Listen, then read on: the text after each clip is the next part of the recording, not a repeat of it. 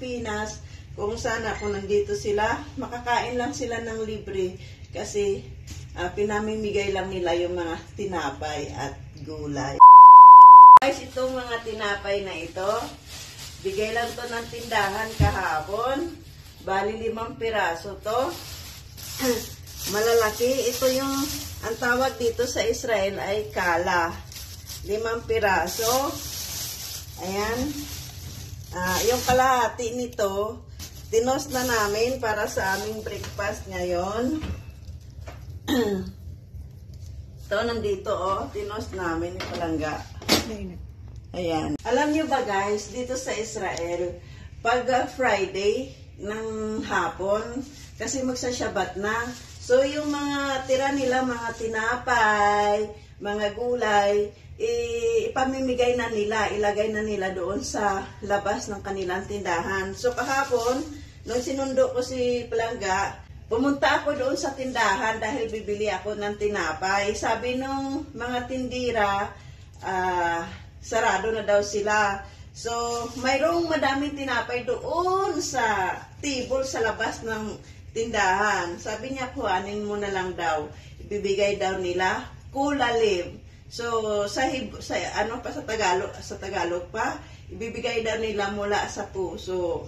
So, napakaswerte dito sa Israel kasi yung mga ganito, lahat ng tindahan na pwedeng mabulok ang kanilang mga paninda, tulad ng mga gulay at saka tinapay, pinamimigay na lang nila pag magsasyabat na. So sana, kung yung mga tao na walang makain sa Pilipinas, kung sana kung nandito sila, makakain lang sila ng libre kasi pinamimigay lang nila yung mga tinapay at gulay. So, 2 piraso ibigay ko kay Palangga para makatikim din siya sa grasya at biyaya na na-receive ko kahapon sa tindahan.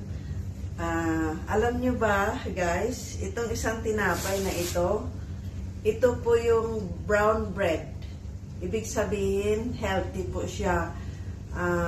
Bagay po ito sa may mga mataas ang sugar, yung mga high blood, kasi siya po ay healthy. Gawa po ito ng, anong gawa to boy? Wheat flour. Wheat flour.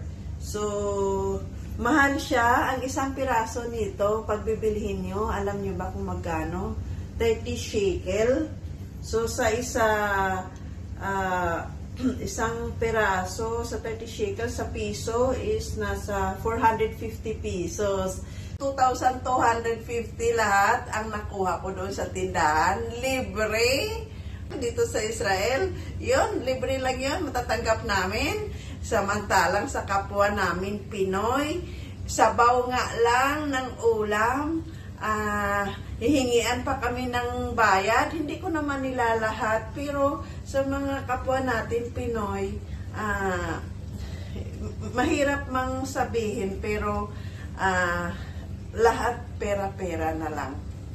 Okay? So yun lang po. Bye-bye!